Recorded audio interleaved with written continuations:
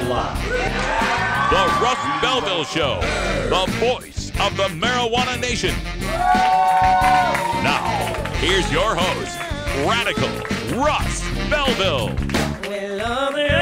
Good day, tokers and tokettes and non-toking lovers of liberty. It is Thursday, October 15th, 2015, and it's got to be 420 somewhere in the world.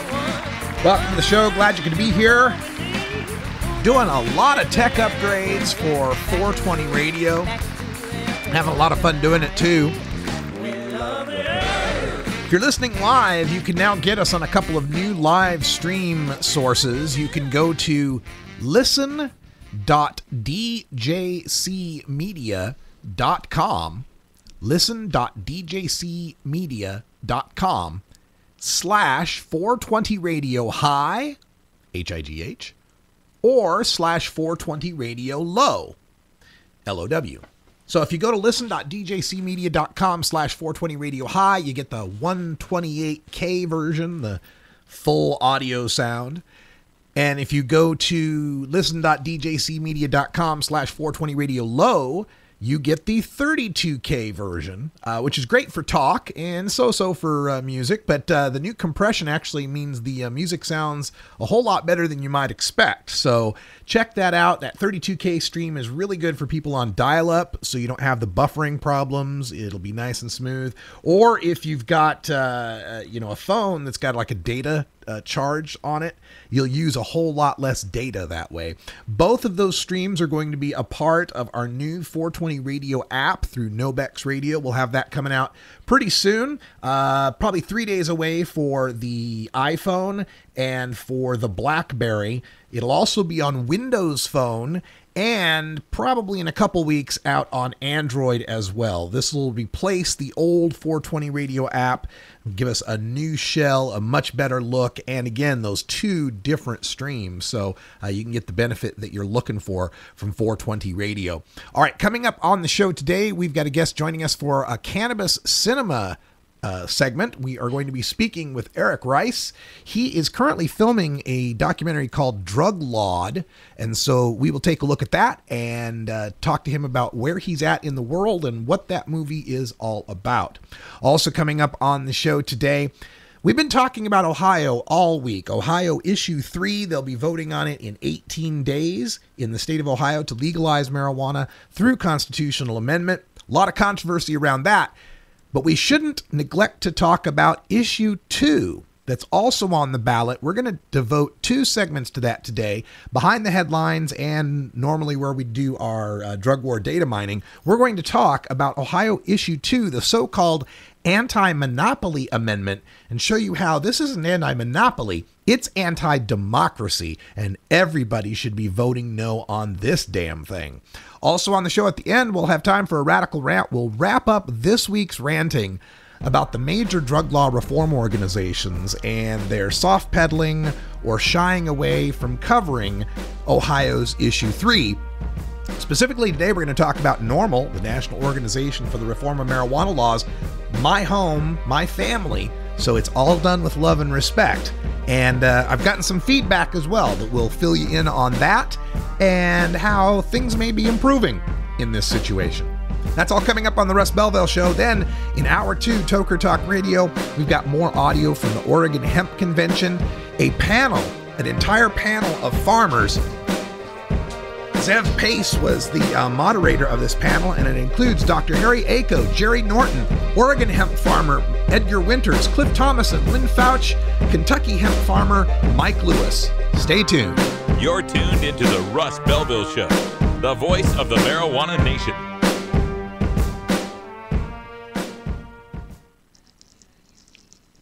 Hi, this is Steve, a veteran from Chula Vista, California, and you're listening to 420radio.org. Let's talk about the plan to legalize marijuana. The politicians are playing games by calling it a monopoly. They'll do anything to trick voters. It's not a monopoly. It's a plan that initially limits the number of growers for strict regulation before adding more. It provides medical marijuana for those in need. It creates jobs and generates tax revenue.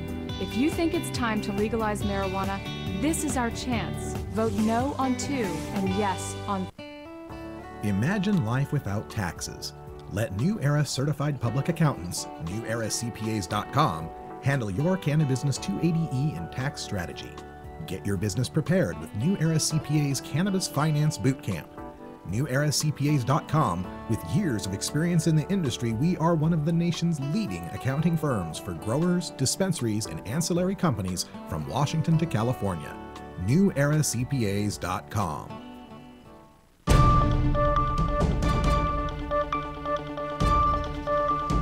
It's time for the 420 Radio News, covering the latest headlines in consumer cannabis, medical marijuana, and industrial hemp. Replays of 420 Radio News are embeddable and shareable from our SoundCloud page at soundcloud.com/RadicalRuss. Now, the marijuana headlines in 4 minutes and 20 seconds. This is your 420 Radio News for Thursday, October 15th, 2015. Croatia allowed the sale and use of marijuana-derived products Thursday following a campaign sparked by the detention of a multiple sclerosis patient who grew the plant to ease his pain. Medicines containing THC, the plant's main psychoactive ingredient, can now be prescribed by doctors to ease health problems associated with cancer, multiple sclerosis, epilepsy, and AIDS. The drug can be prescribed only for up to 30 days, while the overall quantity for the period cannot exceed 7.5 grams. Until now, cannabis oil has been available on the Croatian black market for anything between 300 to 600 euros or $343 to $686 for 10 grams. Health Minister Sinisa Varga said the medical marijuana would be available in the pharmacies within the next few weeks, depending on the market interest. Croatia joins EU countries such as Spain, Portugal, the Czech Republic, and the Netherlands in allowing some degree of marijuana use. An Illinois veteran is asking a judge to reverse a state decision against adding post-traumatic stress disorder to the list of diseases eligible for medical marijuana treatment. Attorney Michael K. Goldberg, who represents the plaintiff, said 4 other patients plan to file similar complaints. The Illinois medical cannabis law allows people to petition the state to add health conditions to the eligible list, but Governor Bruce Rauner's administration rejected 11 new conditions last month over the recommendation of an advisory board that reviewed available medical evidence. In the case of PTSD, the advisory board voted unanimously to recommend that it be added to the list after hearing testimony about the existing medical evidence. The complaint, which names the Illinois Department of Public Health and its director, Nirav Shah, as defendants, says the administrative decision is, quote, arbitrary, capricious, and against the manifest weight of the evidence and must be reversed, end quote. Underway in Missouri are multiple efforts to change the state's marijuana laws. Among them is an initiative campaign backed by some of the largest pro-marijuana organizations in Missouri seeking a statewide vote to legalize medical marijuana. Springfield Normal is working in conjunction with Show Me Cannabis, a state advocacy group, and New Approach Missouri, a group created to support the medical marijuana initiative. The medical marijuana campaign, however, is not the only effort in Springfield. Some advocates are pursuing a more aggressive campaign. A petition submitted by Nicholas Rains, a pro-marijuana advocate from Kansas City, seeks to legalize marijuana for personal, medical, and commercial purposes, and for the release of inmates incarcerated for nonviolent marijuana-related offenses. On the statewide front, another initiative petition to legalize marijuana has also been filed, but has been more or less abandoned in favor of the push to legalize medical marijuana. 82-year-old Willie Nelson is still speaking out for the legalization of marijuana. Asked by Billboard whether he's still as passionate about legal pot, Nelson said, quote, more passionate than ever. I was recently encouraged to read about parents traveling to Colorado and Oregon where they could legally obtain marijuana so that, under a doctor's care, their children's seizures could be effectively treated. When it comes to pot, the dark ages may finally be behind us. It has been 25 years since I campaigned for Gatewood Galbraith, a Lexington, Kentucky lawyer running for governor with a let's legalize pot policy. We lost that battle, but now it looks like we're winning the war. The decriminalization of marijuana is a growing and unstoppable movement. The good uses of hemp for agriculture, clothing, or the relief of serious pain are well documented and irrefutable. Old prejudices die hard, but the anti-pot bias of a misinformed establishment is not long for this world. End quote. Employees cannot be sacked for watching porn during their lunch breaks if it does not impact upon their ability to do their work, Italy's highest court has ruled. According to Italian media reports, the Court of Cassation ruled against a major car manufacturer, Fiat, after it sacked a factory worker in Termini Imersi, a town in Sicily. Bosses had caught the man watching adult films at work, but he argued that his viewing was limited to catching a glimpse of a movie during his lunch break. But in a separate ruling on Wednesday, the court found the carmaker was within its rights to sack a man caught smoking cannabis on his lunch break. This has been your 420 Radio News for Thursday, October 15th, 2015. I'm Russ Belville. The Russ Belville Show, where the truth about marijuana gets more than a minute to speak. The Russ Belville Show is proudly sponsored by the Marijuana Business Association. The MJBA, called by NBC News the Cannabis Chamber of Commerce, is the fastest growing business association in the fastest growing industry in America. I've been working with the MJBA for years, and I personally invite you to join the MJBA. MJBA also publishes the popular MJ Headline News on Facebook and the MJNewsNetwork.com and Marijuana Channel 1 on YouTube. Visit mjba.net for more details. Oregon has joined Washington and Colorado in legalizing marijuana. We're Portland NORML, the National Organization for the Reform of Marijuana Laws chapter in Portland, Oregon. Join us as we celebrate the launch of an exciting new era in marijuana freedom in Oregon. Our job has just begun. Powerful interests want to white out the most important portions of Oregon's legalization law. By joining Portland NORML, you add your voice to the thousands who voted for Measure 91 and want it to be implemented as written. The people have spoken. Now it is time for the legislature to obey the will of the people. Find out more about Portland NORML at portlandnormal.org. Attend our monthly membership meetings on the fourth Saturday of the month. See our website for more details. Portland NORML, ensuring responsible adult marijuana consumers are afforded the same rights, privileges, and responsibilities as beer drinkers.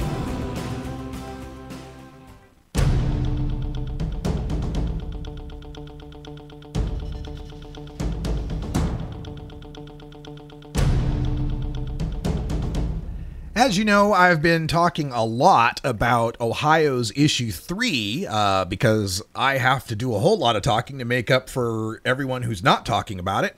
So all week I've been talking about Ohio's Issue 3, the constitutional amendment that would legalize marijuana in the state of Ohio, the nation's 7th largest state. And we're not going to go back over the controversy that surrounds this particular amendment because today I want to talk about a separate amendment that has been proposed called Issue 2. This is 17 days away, and Issue 2 is the so-called anti-monopoly amendment that's been added by the Ohio legislature in a transparent attempt to defeat marijuana legalization in Ohio. Issue 2, however, isn't just to crash Issue 3 in 2015, but also to make the process of legalizing in 2016 and beyond more difficult if Issue 3 should fail. The amendment has just 5 points. The 5th point has to do with the Ohio Supreme Court having original jurisdiction in all matters about this amendment. Pretty typical for constitutional stuff. Point 4, though, reads, prohibit from taking effect any proposed constitutional amendment appearing on the November 3rd, 2015 general election ballot that creates a monopoly, oligopoly, or cartel for the sale, distribution, or other use of any federal Schedule I controlled substance. It's interesting that the Ohio Attorney General successfully argued to the Ohio Supreme Court that Issue 3's GROW plan should be described on its ballot summary as a monopoly. Responsible Ohio, the Issue 3 campaign, countered that monopoly is not accurate because mono means one. And there are 10 competing properties with 10 different owners that would grow marijuana under the plan.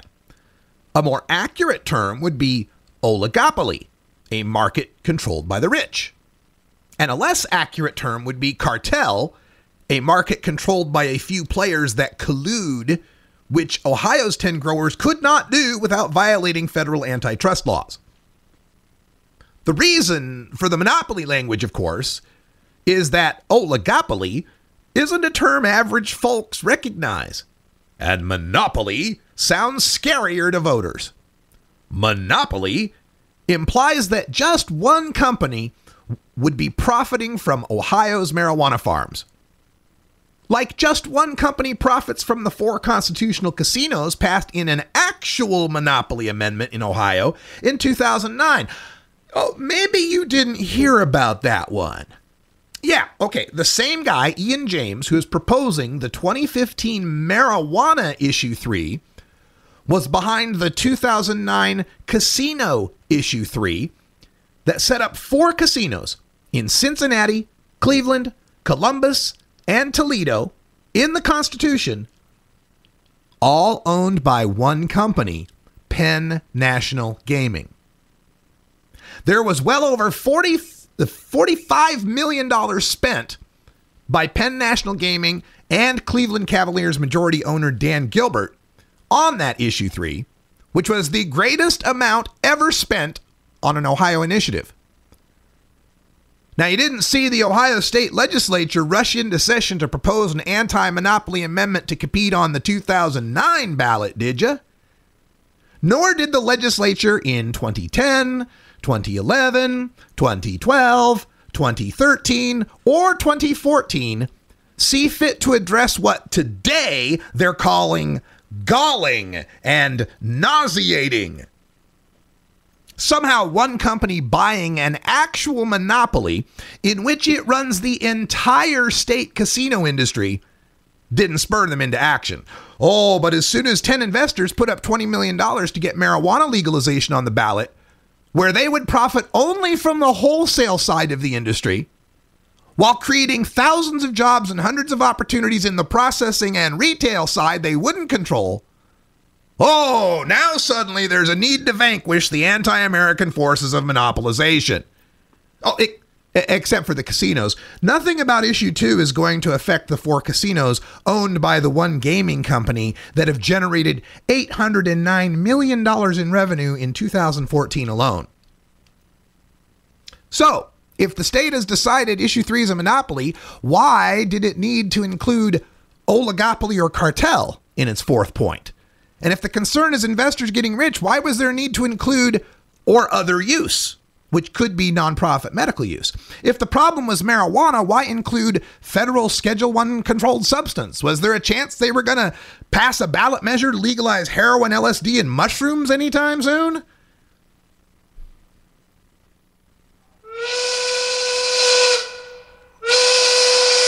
Well, excuse me!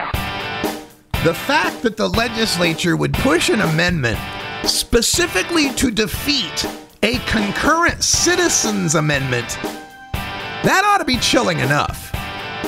But when we come back, we're going to talk more about this issue 2 and tell you how points number 1 and 2 don't just affect 2015, they affect the entire future of legalization in Ohio.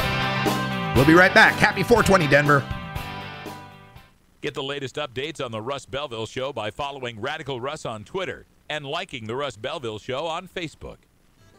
The Fingerboard extension has fretted instruments to enhance your creativity. It has new and used guitars and banjos from beginning to high class. The Fingerboard extension has National Resophonic, Husson Dalton, Larrabee, Heritage and Recording King guitars, and Mike Ramsey, Wildwood, Gold Tone, and Recording King banjos. The Fingerboard extension also has drum stuff, used gear, and parts. Stop by the Fingerboard extension, downtown Corvallis, Oregon at 120 Northwest 2nd, or check out the inventory on the web at fingerboardextension.com and reverb.com.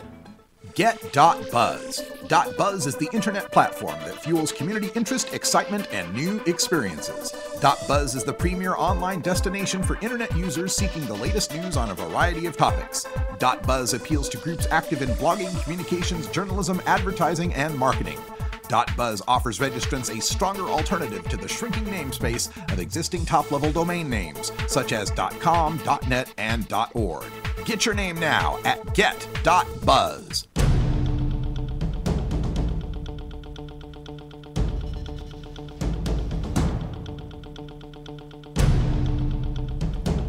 We were just discussing Ohio's issue 2, which the Ohio legislature has put on the ballot for just 18 days from now to specifically invalidate issue 3, if it should pass, the amendment to legalize marijuana. And I was talking about how anti-democratic that is and how it should just be rejected right out of hand because you got the legislature trying to insert itself in the citizens' democratic process and in doing so take away some of the citizens' rights for initiative petitioning. That ought to be chilling enough. But somehow the issue 3 haters out there who warn me of setting a precedent don't seem to mind this anti-democratic precedent being set of a legislature putting out an initiative to fight another initiative. Look, if you don't like issue 3, don't vote for it. That's fine. But having an issue 2 presents the possibility that the majority could support issue 3. They might support just 10 marijuana grow sites and yet have it snatched away from them by the same Supreme Court that decided 10 competing businesses equals a monopoly. That ought to be bad enough, but it gets worse as you look at point 1 of issue 2, which reads, prohibit any petitioner from using the Ohio Constitution to grant a monopoly, oligopoly, or cartel for their exclusive financial benefit or to establish a preferential tax status.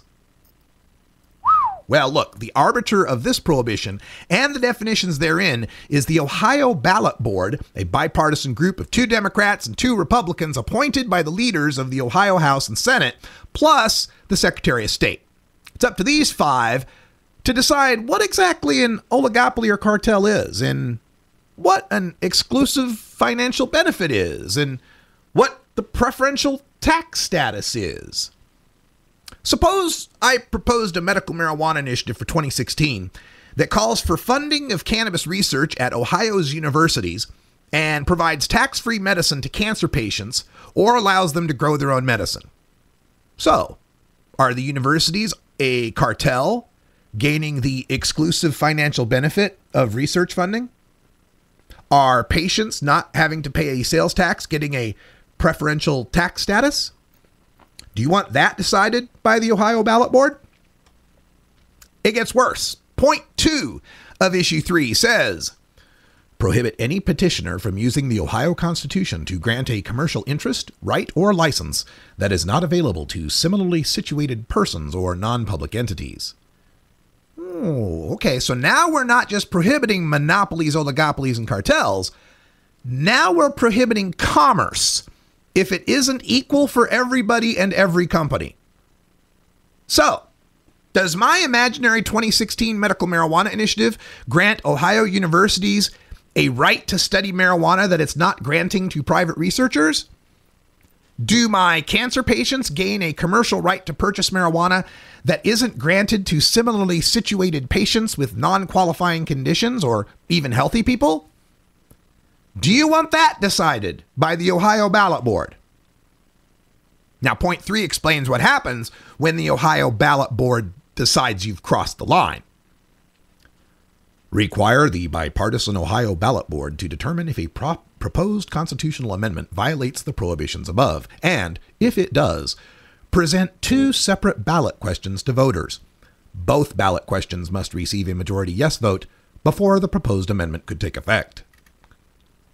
So, if the ballot board decides my 2016 medical marijuana amendment violates this anti-monopoly amendment, then my medical marijuana amendment becomes issue X, shall Ohio universities be granted a monopoly and cancer patients be granted a special right, and issue Y, shall there be medical marijuana for cancer patients in Ohio.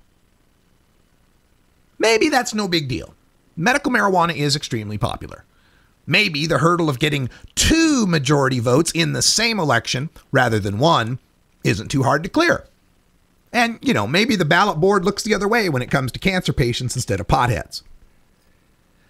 But this language being so vague and wide open, combined with a small, mostly unelected partisan board in a conservative state whose lawmakers still believe reefer madness, makes me a little leery of handing them any of the power citizens have in Ohio to implement initiatives. They've already twisted the definition of mono to mean 10. How far would they torture English to stymie the next tax and regulate proposal they don't like for marijuana legalization in Ohio? Folks, the initiative process is precious. 26 states don't even have it. Some states that do have it have a much more arduous process and higher hurdles, like 60% in Florida, to clear. Don't let this legislature's hasty subterfuge of marijuana legalization this year be the Trojan horse that undermines your initiative process, not just for the next marijuana proposal, but any initiative the lawmakers want to see defeated.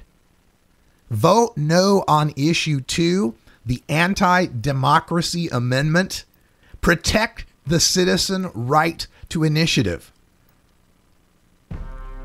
If the citizens by a majority decide they want a monopoly or oligopoly or cartel in something, should they not be allowed to?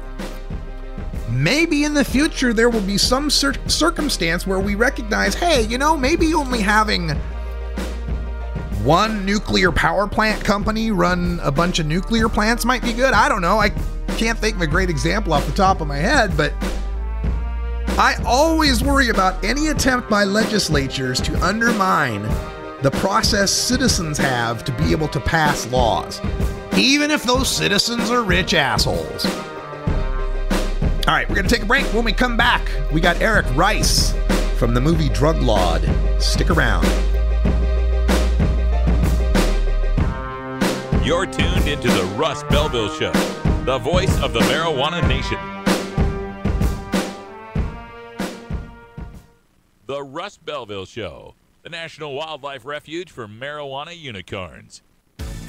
At Herbie's Cannabis Seeds, we pride ourselves on bringing you the best quality seeds from the world's most respected cannabis seed producers, all at the lowest online prices. You can find Herbie's seeds at herbiesheadshop.com. All cannabis seeds are sold as souvenirs and as a means of preserving cannabis genetics. Herbie's Seeds in no way intends to condone, promote, or incite the use of illegal or controlled substances. We strongly urge all prospective customers to check their national laws prior to placing an order. Herbie's Seeds at herbiesheadshop.com. Proud sponsors of the Russ Belville Show and 420 Radio.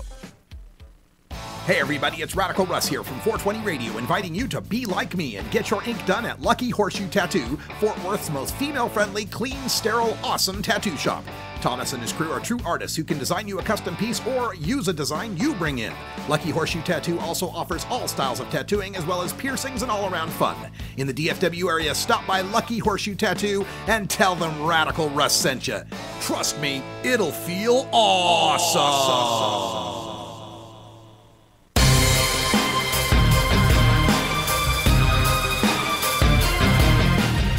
As marijuana moves into the mainstream, more filmmakers are taking a look at all aspects of cannabis culture. These days, marijuana movies are about more than hiding from Sergeant Stadenko or trying to get to White Castle for the munchies. Join with us as we explore the latest in the cannabis cinema.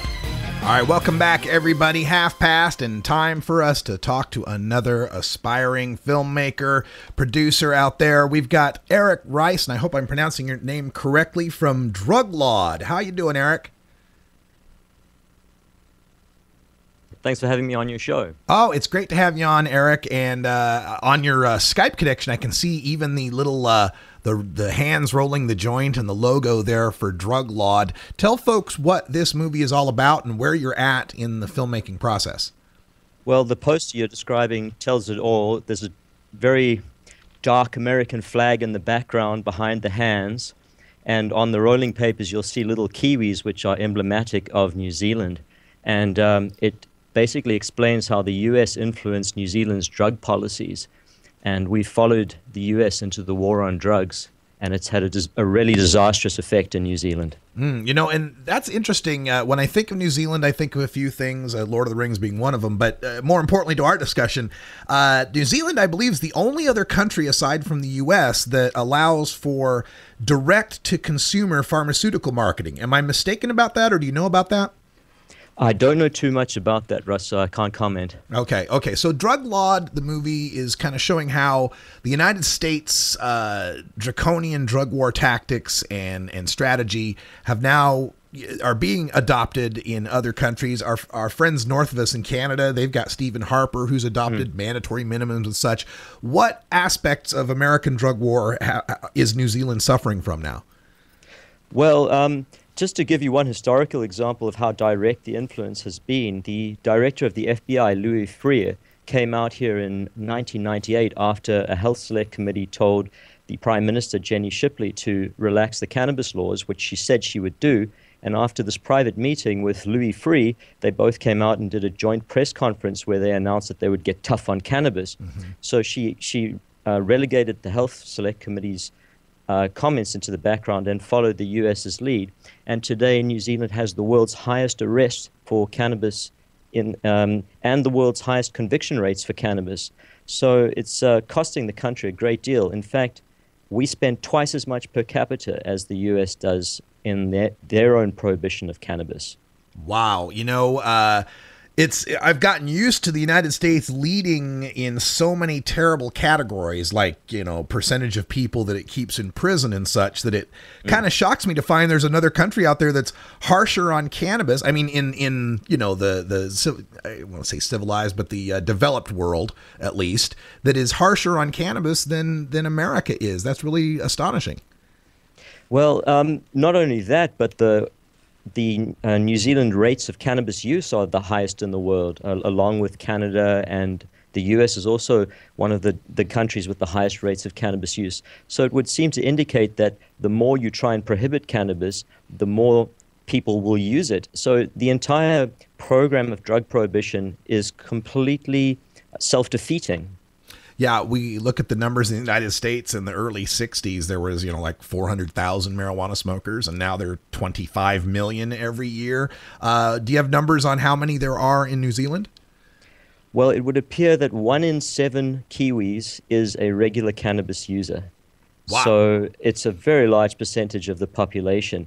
And what's scariest is that, well, not that that is scary, but what is scary is that the New Zealand rate of teenage cannabis use is the highest in the world. So kids are using it. And, I feel that cannabis should be restricted to people over the age of 18 at least. So it's a really big problem that so many teenagers in this country are using it and selling it as well. There are headlines of 12-year-old caught with a kilo of cannabis at school. So, he's selling it to his friends. It's a really big problem. Yes, we're speaking with Eric Rice. He's the man behind the movie Drug Lord, which is a discussion or an examination of U.S. drug policies infecting New Zealand. And you can learn more about it at facebook.com/druglawd. There's a druglawd.com, and then twitter.com at druglawd. DRUGLAWED. So, Eric, what are the drinking and tobacco ages in New Zealand, just for reference? 18 both, and again, New Zealand is really, its health system is burdened by an enormous amount of alcoholism, and this has been linked to crime as well. We point this out in the movie very clearly. In fact, 1/2 of the homicides in New Zealand are caused by people who are intoxicated on alcohol. So the real problem drug in this country is actually alcohol. The media portrays it as being cannabis and methamphetamine, when methamphetamine is a tiny fraction of the drug problem. The bulk of the drug problem is alcohol, and the only problems that cannabis cause are amongst a very small percentage of the population, but yet they associate all of the criminality that the prohibition creates as a cost to society.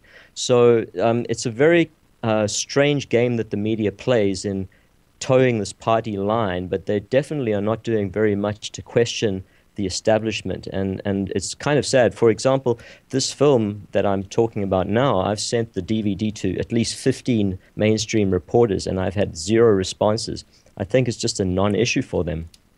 Remarkable. So, Drug Lord, the movie, is it complete now, or are you still working on it? The first one is complete, and now I'm working on the sequel. I was in Israel recently filming Professor Raphael Meshulam, who was the discoverer of the THC molecule 51 years ago. And he basically gave me the lowdown on the medical advances they've been making in Israel, where they've got the world's foremost research centers. And it's quite incredible. He said, for example, that they've known since the 70s that cannabis cures cancer in laboratory animals, and they've replicated those studies. And what's really needed now is the proof. So human studies are required, and then we would put this whole debate about whether cannabis can cure cancer to rest. We actually need the human trials. But the research is restricted all around the world by the laws. So in actual fact, the prohibition has this other adverse effect on society where it's preventing the advancement of medicine. So what is happening in Israel is they're getting contracts from Canada and the US to conduct these kinds of studies because the studies are actually illegal in those two countries. The movie is Drug Lord that we're talking about. And do you have a title yet for the new movie you're working on? The working title is Drug Lord 2. We might rename it, but as the story develops, we'll see how that goes. We've got some incredible talent lined up. Cheryl Schumann in Los Angeles will be participating. I think you interviewed Cheryl a week ago or so. Good friend of mine. As I said, Raphael Meshulam is in it. And then we have a woman who's the son of the very first person to ever get the legal exemption to use cannabis in this country. Rose Renton is in the film, and her story is quite incredible. Her son, Alex, as I said, was the first person to be granted a legal exemption by the Ministry of Health in the entire time that cannabis has been prohibited in this country since 1927. So New Zealand has no official medical cannabis program, but does grant very rare exemptions, I take it, for some people? Exactly one exemption has been granted. Very, very rare. And the Ministry of Health has the power to grant these exemptions as he chooses. He could grant thousands of them, tens of thousands of them, and there are tens of thousands of people in this country who are desperately in need of cannabis, as Alex Renton himself was. And the constant talk from the government is, we're not going to budge, we're not going to budge. Even in the face of all of the overwhelming evidence that cannabis is less harmful than alcohol and tobacco and has all of these incredible medical applications. So it's strange that they can refuse science and fact and evidence and not be questioned by the media in this country. Wow. Well, I got to say, at least there's one way that we're beating New Zealand. We've got 2 people that have a federal exemption to use cannabis in our country. 2. So, yeah, we're winning. We're speaking with Eric Rice from Drug Lord and possibly Drug Lord 2 or whatever the movie gets titled. And let's talk about maybe some, what I hope will be some good news. We've exported our marijuana prohibition and our drug law tactics to your country. Do you think that our legalization and medicalization is starting to take root in your country? Is there a political movement for this happening in New Zealand? Well, I will answer the question 2 ways. Yes, there is a political movement, and no, there is no traction. There's no uptake of the reforms at all. It's the same stonewall as that's been going on since our current Minister of Health actually scuppered the biggest opportunity New Zealand had to step out of the drug war matrix. Back in 2002, there was a coalition proposed between the Labour and the Green parties, and they would govern, and part of the Green Party stipulation was that there would be at least a decriminalization of cannabis and legalization for medicinal use.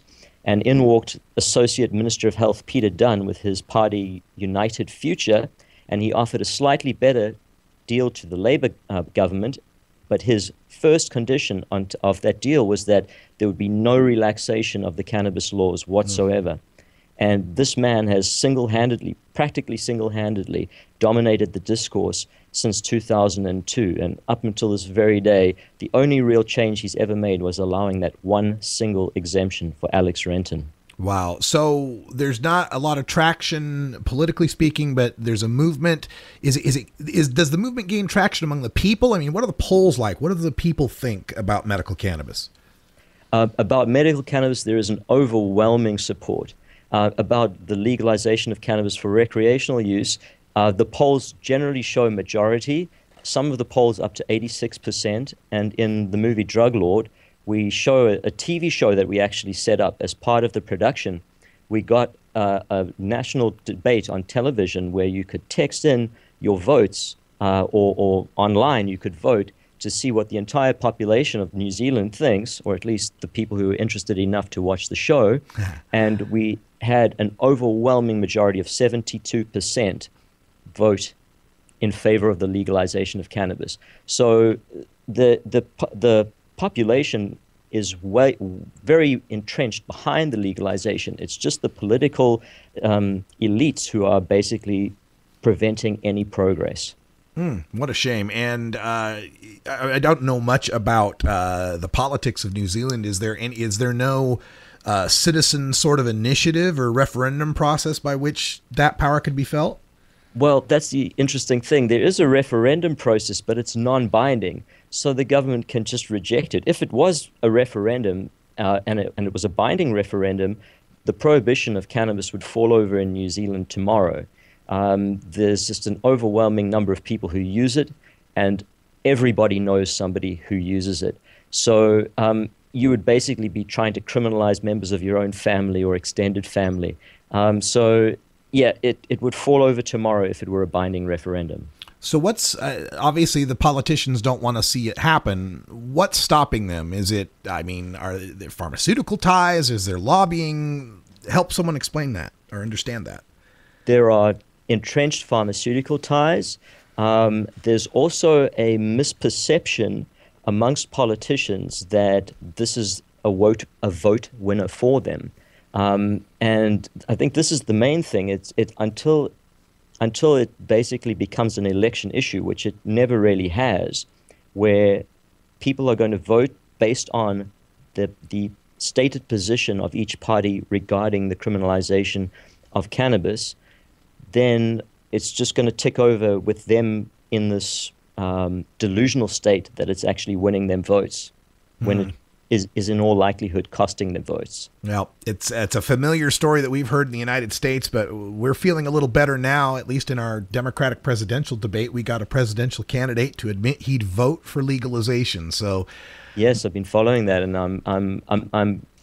I applaud. That at least there's still the political process in the United States where those things can actually be voiced. And I hope you guys just knock the prohibition down state by state by state until it falls over federally, and then and only then will New Zealand have to follow suit, because New Zealand basically is just doing exactly what the United States does.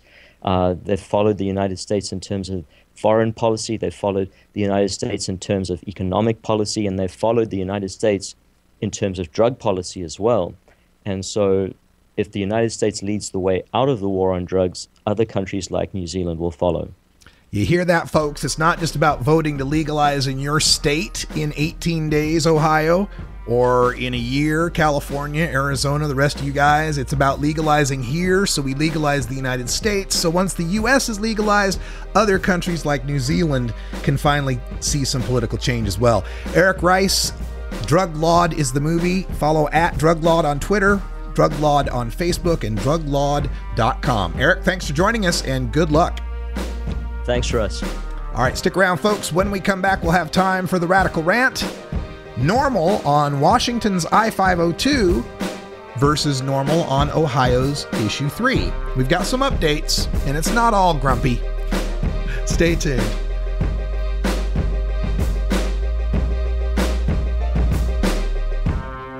You're tuned into the Russ Belville Show, the voice of the marijuana nation.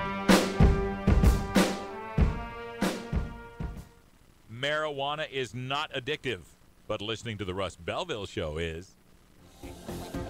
Adam Hand of Handmade Apparel produces quality custom designs for t-shirts, hats, and other apparel. Handmade Apparel is the official design shop for 420 Radio, among many clients who rely on Adam Hand for everything from short-run custom projects to full-run clothing lines. Visit handmadeapparel.biz to browse the selection of handmade gear or to get a personal quote for your own designs. Handmade Apparel, a proud supporter of 420radio.org.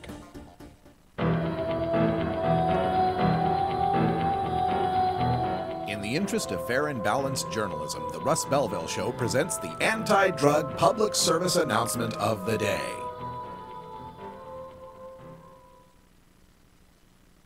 Watts is my friend. Watts is not your friend. Yes, he is. No, he's not. Yes, he is. No, he's not. If you go, I'm telling Mom. But you my brother. I don't care. Watts do drugs, and you ain't gonna do it. This has been the anti-drug public service announcement of the day. To cure this sort of reefer madness, listen to the Russ Belville Show every weekday on 420radio.org. I know a thing or two about drug dealers. They'll sell anything, anywhere, to anyone. They don't check IDs. They don't care what's in the poison they push. They control the streets. Failing to reform marijuana laws means the drug dealers win. They stay in business, and we surrender our streets. It's time for responsible reform to legalize, regulate, and control marijuana. So we're in charge, not the criminals. Vote yes on 3. This is 420radio.org. We must wage what I have called total war against public enemy number one. I support a change in law to end federal criminal penalties for possession of up to 1 ounce of marijuana. That marijuana, pot, grass, whatever you want to call it, is probably the most dangerous drug. Some think there won't be room for them in jail. We'll make room. I experimented with marijuana a time or two, and I didn't like it, and didn't inhale. One major responsibility is to encourage people to use less drugs. Entirely legitimate topic for debate. Radical Rant. Well, as you know, this week I've been ranting about the lack of focus by the major marijuana reform groups as far as Ohio's Issue 3 goes. Legalization that's taking place in just 18 days. And last night I did get some email from some colleagues who are a little bit upset about me calling them out for ignoring, soft selling, or criticizing Ohio's chance to legalize marijuana. Now, to be fair, there are some posts coming up on the normal blog from Paul Armentano and from Keith Stropp that will be very favorable and promotional of Ohio Issue 3, the legalization amendment. So, great. I'm glad that's happening. And I just hope that everybody understands that I have the utmost of love and respect for the major drug reform organizations. I started with Oregon NORML in 2005, worked for National NORML from 2009 to 2012, and this year I helped co-form Portland NORML. So it's only because of that love and respect that I get disappointed when I feel like I'm the only one cheerleading here for legalization, like a breakthrough legalization. Nobody would have ever expected Ohio, right? And what's gotten me into this position is that in my capacity as NORML's outreach coordinator, in 2011 and 2012, I was the only national representative living in the Pacific Northwest, aside from some members of the board or, legal committee members. But, public face, that was me.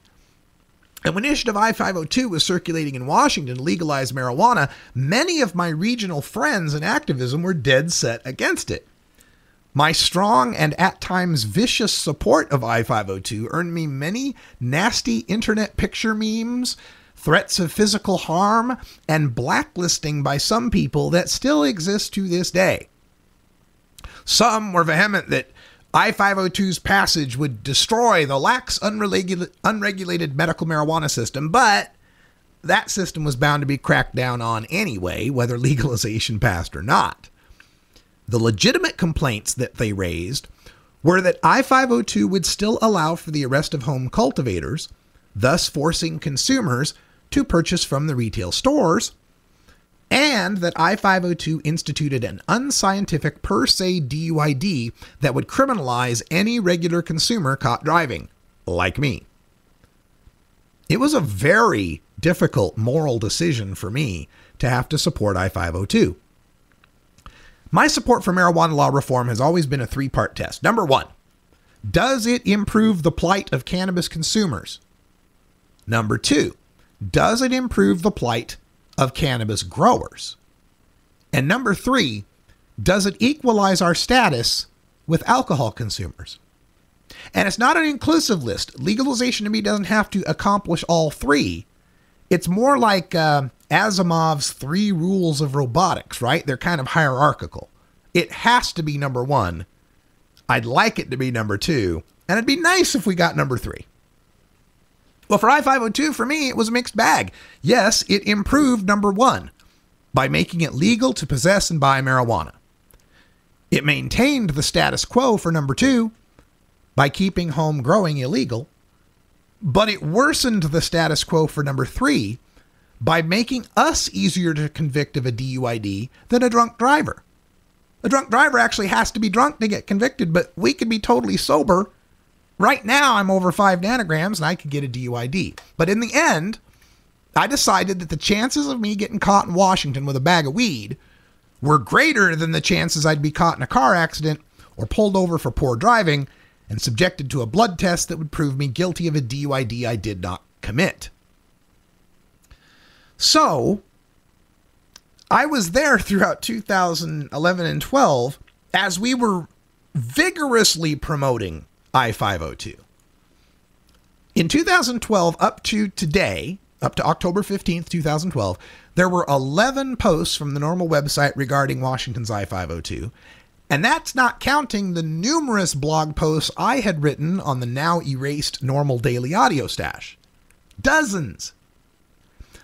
The first post was a spirited defense of I-502 against the 2 legitimate complaints being raised by the consumers, the per se DUID and the home grow, entitled Normal's Official Reply to Patients Against I-502. Executive Director Alan St. Pierre wrote, "We fully recognize the per se DUI marijuana provisions in I-502 are arbitrary, unnecessary, and unscientific. We believe the overall impact of this proposal, if approved by voters this fall and enacted, will be overwhelmingly helpful to the vast majority of cannabis consumers in the state. Thus, Normal's board of directors voted unanimously, including the 2 members from Washington, to endorse the initiative, while maintaining our opposition to the per se DUID provisions in principle. Additionally, at Normal, we also support the right of consumers to grow their own marijuana. The sponsors found through their polling that the inclusion of the right to cultivate marijuana for personal adult use would reduce their level of public support below that needed for approval. Again, while we continue to support personal cultivation, we believe the initiative still deserves our support, despite this calculated omission by I-502 sponsors." So there you go. That's a pretty good defense and a strong endorsement for I-502 when we get one of the first posts in 2012. But in 2015, to date, there's just 7 results on the Normal website for Ohio's issue 3. The first of those was entitled Sorting Through the Marijuana Mess in Ohio. Normal's founder, Keith Stropp, wrote, "As might be expected, this proposal, which would enshrine this special privilege for these investors in the state constitution, has met with some cries of outrage from some in the Buckeye State, both legalization activists and the state legislature. Some activists have raised objections to the proposal because it would not permit average Ohioans to compete for the commercial cultivation licenses. We should not act shocked to learn that someone is going to get rich off marijuana legalization in Ohio, should it occur, nor should opponents act so offended by the fact that average citizens in Ohio do not have the resources to be part of those investors who would control the commercial cultivation licenses." All right, well, that's a decent defense of issue 3, but hardly the ringing endorsement of this will be overwhelmingly helpful to the vast majority of cannabis consumers that I-502 got. And nobody from Normal ever called I-502 a marijuana mess. Other posts from Normal this year about Ohio issue 3 also focus on the negatives of issue 3. In No More Joe Camel, Please, Keith Stropp chastised the issue 3 campaign for their use of a cartoon mascot, Buddy, as a get-out-the-vote effort on college campuses. Now look, it's hard to fault Normal for criticizing that irresponsible act by issue 3's campaign. But Keith takes it further by impugning the entire issue 3 campaign, saying, quote, "The fact that such a silly and potentially politically harmful public educational initiative would have been launched raises serious questions about how professional this sponsoring group of investors really are. Those of us who support legalization of marijuana in Ohio will be watching closely in the coming weeks to see if this debacle was just an isolated stumble, reflecting a lack of sensitivity to the special concerns that apply to drug use and drug policy, or if it is a symptom of a group with more money than common sense." Well, look, yes, Buddy is certainly a mistake. But how can one question the professionalism of a group that was able to gather the signatures, make the ballot, produce quality television ads, and generate the same polling numbers as Washington's I-502 without I-502's Drug Policy Alliance billionaire backer. And speaking of television ads, in 2012, New Approach Washington produced numerous professional ads. Normal embedded 3 of them on their website in posts entitled Marijuana Legalization Proponents in Washington Unveil First TV Ad and New I-502 TV Ads Former Federal Law Enforcement Officials Support Marijuana Legalization. But in 2015, Responsible Ohio has produced and aired as many or more TV ads than New Approach Washington did, and they're on the air, and Normal has yet to feature any of those ads on its website. As for the rest of the Normal mentions of Issue 3, we have Responsible Ohio Initiative qualifies for the 2015 November ballot, and Ohio Measure to Regulate Retail Cannabis Sales qualifies for November ballot. These were announcements in August when the initiative officially became Issue 3. Just neutrally toned news blurbs that announce the basic facts. 2 more posts. 2016 will be a watershed year for marijuana legalization, and swing states' supermajorities endorse medical cannabis access, men support broader legalization, just make a passing mention of Ohio's Issue 3. The last of the 7 relevant results for Ohio Issue 3 on Normal's website is Investor-Driven Legalization, a Bitter Pill to Swallow. That's where we learned that unlike the National Board's unanimous support for Washington I-502, quote, for Issue 3 in Ohio, quote, the endorsement was less than unanimous. A couple of board members abstained, and one flatly opposed the endorsement to register their displeasure with the self-enrichment aspects of the Ohio proposal, end quote. So we got a unanimous vote for no home grow and a per se DUID.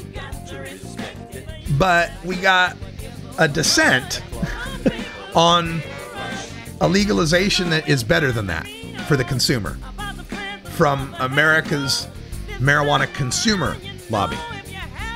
Not the Marijuana Business Association. Anyway, we'll talk about this more in hour 2. Stay tuned, live listeners. Until next time, take care of each other, tokers. This is the Russ Belville Show.